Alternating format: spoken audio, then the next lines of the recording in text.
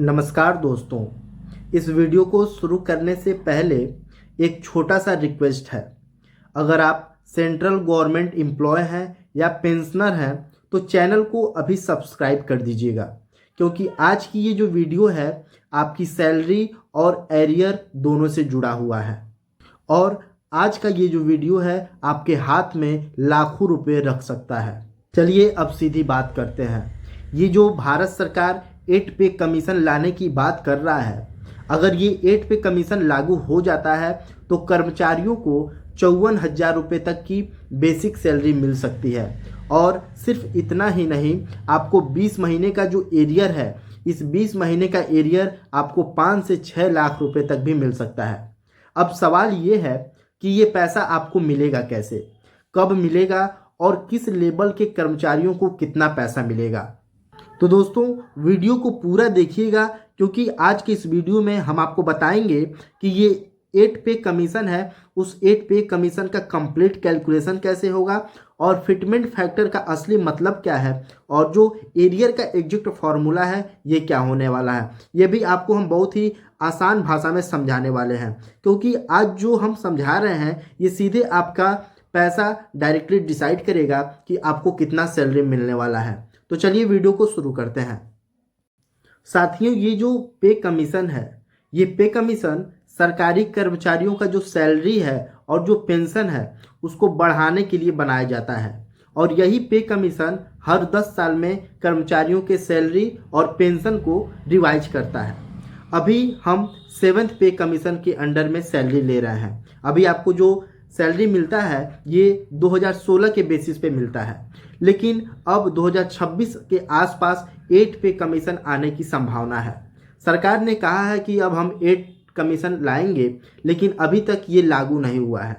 अब इसी 8 पे कमीशन को जो सबसे इम्पॉर्टेंट फैक्टर है, जिसको हम कहते हैं फिटमेंट फैक्टर, यही डिसाइड करता है, यही बताता है कि आपका सैलरी कितना बढ़ेगा। दोस्तों, इस फिटमेंट फैक्टर का मतलब होता है कि जो आपकी पुरानी सैलरी है, जो आपको मिलता है, उसको एक नंबर से हम मल्टीप्लाई कर देंगे तो जो नया सैलरी आएगा वही सैलरी आपको मिलेगा 8 पे कमीशन के तहत। जैसे जो 7th पे कमीशन था उसमें फिटमेंट फैक्टर 2.57 था। अब 8 पे कमीशन में यही फिटमेंट फैक्टर बढ़ जाएगा।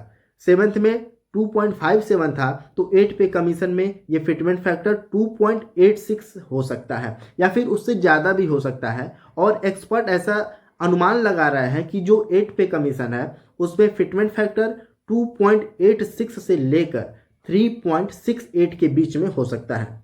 चलिए एक बहुत ही अच्छे एग्जाम्पल के साथ आपको समझाते हैं। मान लीजिए कोई एम्प्लॉय है और जिसका जो करंट बेसिक सैलरी है, मतलब जिसको अभी वो सैलरी पाता है, उसका सैलरी 18,000 रुपये है। और अगर फिटमेंट फैक्टर 2.86 है तो जो उसका सैलरी है उसमें हम 2.86 का मल्टीप्लाई कर देंगे तो जो उसका अलग से सैलरी मिलेगा ये 51,480 रुपये मिलेगा। और अगर यही फिटमेंट फैक्टर को बढ़ा दिया जाए, मान लीजिए इस फिटमेंट फैक्टर को हम 3.0 कर देते हैं तो उसका सैलरी 3 गुना बढ़ जाएगा। मतलब कि पहले 18,000 रुपये था और उसमें 3 का फिटमेंट फैक्टर मल्टीप्लाई कर देंगे तो ये हो जाएगा आपका 54,000 रुपये। अगर वही फिटमेंट फैक्टर 3.68 कर देते हैं तो जो सैलरी है और बढ़ जाएगा और ये 18,000 से बढ़कर 66,240 रुपये हो जाएगा। दोस्तों, इस 8 पे कमीशन में ये फिटमेंट फैक्टर से तो सैलरी बढ़ता ही है, साथ ही साथ आपके बेसिक सैलरी के ऊपर आपको डीएनएस अलाउंस भी मिलेगा, यानी डीए मिलेगा। और अगर यही डीए 50% हो गया, आपके बेसिक सैलरी का डीए अगर 50% है तो आपका टोटल सैलरी और बढ़ जाएगा। मतलब कि फिटमेंट फैक्टर 3 है और आपका बेसिक सैलरी 18,000 है तो जो 8 पे कमीशन के हिसाब से आपका सैलरी हुआ ये 54,000 रुपया हो गया। और 8 पे कमीशन में अगर डियरनेस अलाउंस 50% है तो इस 54,000 का 50% 27,000 हो गया। मतलब कि अगर हम टोटल सैलरी जो आपका हो जाएगा ये लगभग 54,000 रुपये प्लस 27,000 रुपये, ये आपका टोटल सैलरी 81,000 रुपये हो जाएगा। इसके साथ ही आपको हाउस रेंट अलाउंस भी मिलेगा और बहुत सारे अलाउंस मिलेंगे जो सरकार अपने कर्मचारियों को देता है। ये तो रहा जो कर्मचारी काम कर रहा है। अब जो कैलकुलेशन अब बताने जा रहा है ये कैलकुलेशन उनके लिए है जो रिटायर्ड हो चुके हैं, जो पेंशनर हैं। और पेंशनर के लिए भी बहुत अच्छी खबर है। रूल इसका भी एकदम सिंपल है, इस लास्ट बेसिक सैलरी का 50% आपको मिलेगा। जो भी रिटायर्ड कर्मचारी हैं उनको जो पेंशन मिलता है जब वो रिटायर्ड हो जाते हैं, तो उस समय जब वो सैलरी कमाते हैं लास्ट टाइम में, जब रिटायर्ड होने वाले होते हैं, तो उस समय जो उनका सैलरी है उसका 50% इनको पेंशन के रूप में मिलता है। अगर मान लीजिए जो लास्ट बेसिक सैलरी था ये 54,000 रुपये है, तो इनका जो पेंशन हुआ ये 50% के हिसाब से 27,000 रुपये पर मंथ हो जाएगा। अब हम बात करते हैं मिनिमम बेसिक सैलरी की, कि जो 7th पे कमीशन था उसमें जो मिनिमम बेसिक सैलरी थी ये 18,000 रुपये था, और 8 पे कमीशन में ये अंदाज़ा लगाया जा रहा है कि जो 8 पे कमीशन है इसमें जो सबसे न्यूनतम सैलरी होगी, जो मिनिमम सैलरी होगी, ये 26,000 से 30,000 तक हो सकती है। अब फिलहाल गवर्नमेंट ने अभी कोई ऑफिशियल अनाउंसमेंट नहीं किया है, लेकिन संभावना ये है कि 1 जनवरी 2026 से 8 पे कमीशन लागू हो सकता है। लागू तो बाद में भी होगा, लेकिन जो सैलरी मिलेगा ये 1 जनवरी 2026 से ही मिलेगा। अब ये जो सैलरी है ये हर लेवल के कर्मचारियों के लिए अलग अलग है। जैसे जो फिटमेंट फैक्टर है, एक्सपर्ट कह रहा है कि बस एक फिटमेंट फैक्टर मत चूज करिए, बस एक फिटमेंट फैक्टर मत रखिए, मल्टी फिटमेंट फैक्टर रखिए। लेवल 1 के कर्मचारियों के लिए अलग फिटमेंट फैक्टर, लेवल 2 के कर्मचारियों के लिए अलग फिटमेंट फैक्टर, बाकी जो कर्मचारी हैं उनके लिए अलग फिटमेंट फैक्टर। अब जैसे जो मान लीजिए फार्मूला तो सेम है, रिवाइज बेसिक पे जो आपका होगा उसका फार्मूला है कि आपको कितना सैलरी मिलता है उसमें आपका फिटमेंट फैक्टर का मल्टीप्लाई हो जाएगा। ये आपका नया 8 पे कमीशन के हिसाब से सैलरी मिलेगा। मतलब जो आपकी पुरानी बेसिक सैलरी है उससे फिटमेंट फैक्टर से मल्टीप्लाई करने पे आपको नया बेसिक सैलरी मिल जाएगा। अब हम एग्जाम्पल के तौर पर देखें तो जो लेवल 1 के एम्प्लॉय हैं, लेवल 1 में जो कर्मचारी कार्य कर रहे हैं उनका जो बेसिक सैलरी है ये 18,000 रुपये है। अगर इन कर्मचारियों के लिए फिटमेंट फैक्टर 1.82 हो जाए तो जो इनका सैलरी हो जाएगा 18,000 से बढ़कर 31,360 रुपये हो जाएगा।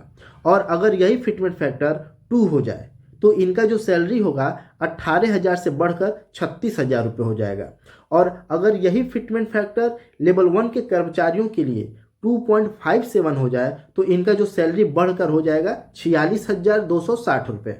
दोस्तों लेकिन एक बात ध्यान रखिएगा, जब जो डियरनेस अलावेंस है ये revised basic per month two month recalculate होता है। जैसे मान लीजिए आपको इस महीने आपको डियरनेस अलाउंस आपके बेसिक सैलरी का 50% मिला, लेकिन हो सकता है कि अगले महीने आपको ज़्यादा भी मिले कम भी मिले। इसीलिए ये जो डियरनेस अलावेंस है ये फिटमेंट फैक्टर को हर महीने चेंज करता है। लेकिन जो HRA है, जो हाउस रेंट अलावेंस है, ये तभी मिलता है जब एम्प्लॉय काम करते हैं, पेंशनर को HRA नहीं मिलता है। और जो ट्रांसपोर्ट अलावेंस है ये तो फिक्स होता है, ऐसा नहीं है कि आज आपको ट्रांसपोर्ट अलावेंस कुछ और मिल रहा है कल आपको कुछ और मिलेगा, ये भी फिक्स होता है। इसीलिए जो HRA है और जो ट्रांसपोर्ट अलावेंस है ये फिटमेंट फैक्टर से कोई मतलब नहीं है, ये फिटमेंट फैक्टर से डायरेक्ट नहीं बचता है। अभी तो ये था आपका कैलकुलेशन, जो आपको बेसिक सैलरी मिलेगी और 8 पे कमीशन के बाद कितना आपको मिलेगा, फिटमेंट फैक्टर क्या हो सकता है। ये एम्प्लॉय के लिए मैंने बता दिया, पेंशनर के लिए भी मैंने बता दिया कि पेंशनर के लिए 50% जो मिलता है उसमें आपका फिटमेंट फैक्टर मल्टीप्लाई होगा। और जो एम्प्लॉय हैं उनके लिए भी बता दिए कि अगर फिटमेंट फैक्टर 3 होगा उनका जो बेसिक सैलरी है उसका 3 गुना ज़्यादा हो जाएगा, यानी 18,000 से सीधे 54,000 रुपये। अब हम बात करेंगे एरियर का, कि जो कर्मचारी हैं उनको एरियर कितना मिलेगा, एरियर का कैलकुलेशन कैसे करना है। इस कैलकुलेशन के लिए कुछ एजप्शन भी लिया गया है। जैसे जो 8 पे कमीशन था, इस 8 पे कमीशन को लागू होने की जो तारीख थी 1 जनवरी 2026 थी, और जो एरियर पीरियड है ये 20 मंथ है, यानी 20 महीना है। सिर्फ बेसिक पे ली गई है, इसमें DA को, HRA को और TA को इंक्लूड नहीं किया गया है। सिर्फ हम बेसिक पे के हिसाब से एरियर का पीरियड को लेकर हम 8 पे कमीशन में कितना आपको एरियर मिल सकता है ये बताएंगे। कैलकुलेशन जो है ये लेवल 1 के कर्मचारी से लेकर लेवल 5 के कर्मचारी के लिए है। मान लीजिए अभी लेवल 1 के कर्मचारियों को 18,000 रुपये मिनिमम सैलरी मिलता है, लेवल 2 के कर्मचारियों को 19,900 रुपये मिलता है, लेवल 3 के कर्मचारियों को 21,700 रुपये मिलता है, लेवल 4 के कर्मचारियों को 25,500 मिलता है और लेवल 5 के कर्मचारियों को 29,200 मिलता है। अब जैसे ही फिटमेंट फैक्टर बढ़ जाएगा वैसे ही ये जो लेवल 1, 2, 3, 4, 5 के जो कर्मचारी हैं इनकी जो बेसिक सैलरी है फिटमेंट फैक्टर के हिसाब से इनकी सैलरी भी बढ़ जाएगी। मतलब कि जितना ज़्यादा फिटमेंट फैक्टर होगा उतना ज़्यादा इनकी बेसिक सैलरी होगी। अब हम देखते हैं कि हर लेवल पर मंथ बेसिक पे में कितना इंक्रीज हुआ है। अब ये इंक्रीज ही आगे जाकर आपके एरियर का बेस बनाता है। और ये जो एरियर है, ये 20 महीने का जो एरियर है, इसका भी फार्मूला सिंपल है। जैसे कि आपको मान लीजिए जो बेसिक सैलरी 18,000 रुपये है और हर महीने आपका सैलरी कितना इंक्रीज हुआ है उसमें हम 20 महीने का मल्टीप्लाई कर देंगे और वही जो नंबर आएगा वही आपका टोटल एरियर बन जाएगा। जैसे मान लीजिए जो फिटमेंट फैक्टर है 2.57 है या फिर उससे ज़्यादा है तो एरियर में लाखों रुपए में पहुंच जाता है, लाखों रुपया भी आपका एरियर हो सकता है। अगर फिटमेंट फैक्टर का एरियर पर डायरेक्ट इम्पैक्ट होता है, अगर फिटमेंट फैक्टर 1.82 से 2.57 या फिर 3 है, इतना हो जाता है तो आपके एरियर में 2 से 3 लाख का फर्क भी आ सकता है और डीए इंक्लूड हो जाता है तो एरियर और ज़्यादा बढ़ जाता है। मतलब जो एरियर है आपका ये फिटमेंट फैक्टर पर सीधे डिपेंड होता है। जितना ज़्यादा फिटमेंट फैक्टर बढ़ेगा उतना ज़्यादा आपका एरियर बढ़ेगा। मतलब कि हर महीने आपके सैलरी में जितना बढ़ोतरी होगा उतना में आपको 20 महीने का गुणा करके आपका टोटल एरियर आपको दे दिया जाएगा। और ये जो एरियर है ये पहले से ही लागू होता है, भले 8 पे कमीशन बाद में लागू हो लेकिन जो आपको एरियर मिलेगा ये 1 जनवरी 2026 से ही मिलेगा। तो साथियों ये था 8 पे कमीशन का एरियर का पूरा एक्सप्लेनेशन कि आपको कितना एरियर मिलेगा। बिल्कुल मैंने एकदम कैलकुलेशन के साथ आपको आसान भाषा में समझा दिया है और आपको ये भी बताया है कि लेवल और बेसिक पे में क्या अंतर है, कौन से लेवल के कर्मचारियों को कितना बेसिक पे मिलेगा और कौन से लेवल के कर्मचारियों को कितना फिटमेंट फैक्टर मिलेगा। तो अगर इसको और शॉर्ट में देखें तो जो 8 पे कमीशन है, 8 पे कमीशन के बाद कर्मचारियों की जो बेसिक सैलरी है ये 18,000 से बढ़कर 54,000 रुपये तक हो सकती है और कुछ केस में तो उससे ज़्यादा भी हो सकता है। और इसी के साथ जब कमीशन लेट से लागू होता है तो 20 महीने का जो एरियर है 5 से 6 लाख रुपए तक पहुंच सकता है और ये अमाउंट फिटमेंट फैक्टर पर डायरेक्टली डिपेंड करता है। मतलब जितना बड़ा फिटमेंट फैक्टर होगा उतना ज़्यादा कर्मचारियों की सैलरी भी होगी और उतना ही बड़ा एरियर भी होगा। दोस्तों ये बेनिफिट जो है ये सिर्फ वर्किंग एम्प्लॉय के लिए है, पेंशनर को भी मिलेगा क्योंकि पेंशन लास्ट रिवाइज का जो बेसिक सैलरी है उसका 50% होता है। और सबसे इम्पोर्टेंट बात कि जब तक गवर्नमेंट का ऑफिशियल नोटिफिकेशन नहीं आता है तब तक जो सैलरी हमने बताया है कैलकुलेट करके ये बदल सकता है, क्योंकि ये जो मैंने कैलकुलेशन करके बताया है ये पूरा फिटमेंट फैक्टर पर डिपेंड करता है। जैसे ही सरकार फिटमेंट फैक्टर को बदलेगी आपका पूरा सैलरी बदल जाएगा और जो मैंने कैलकुलेशन बताया है ये पूरी तरीके से बदल जाएगा। इसीलिए अगर आप अपना लेवल और करंट बेसिक पे कमेंट में आप लिखते हैं तो मैं आपको बता दूंगा कि आपकी सैलरी और एरियर एग्जैक्ट कितना बनेगा। ठीक है दोस्तों, वीडियो अगर आपको पसंद आया हो तो वीडियो को लाइक कर दीजिएगा और ऐसे ही इंपॉर्टेंट अपडेट के लिए चैनल को सब्सक्राइब करना बिल्कुल भी मत भूलिएगा। ठीक है दोस्तों, मिलते हैं आपसे अगले एक और लेटेस्ट अपडेट को लेकर। तब तक के लिए जय हिंद, जय भारत।